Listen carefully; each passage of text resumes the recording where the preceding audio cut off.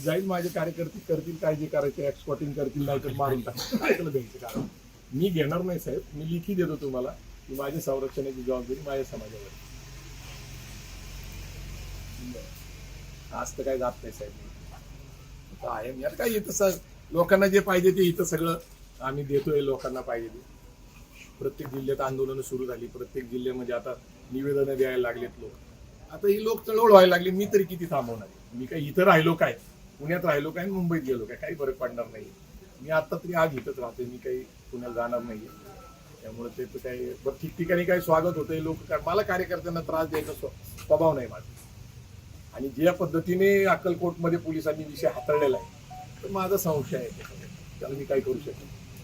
कारण कुणाचा कट होतोय. जन्मेजय राजे स्वतः समोर आहेत, सगळ्यांना दिसतंय. आमच्या गाडीत घुसून आम्हाला मारलं जातंय. आणि तिथं जर पोलीस यंत्रणेमध्ये अशा प्रकारचं वातावरण केलं जात असेल की बाबा काय नाही फक्त शाही पिकलिंग सोडून द्यायचं, ते जामीनवर जाईलही बाहेर. आता जामीनवर तो बाहेर पडल्यानंतर आमची सुरक्षितता कोण करणार? आम्हालाच करावं लागेल साहेब.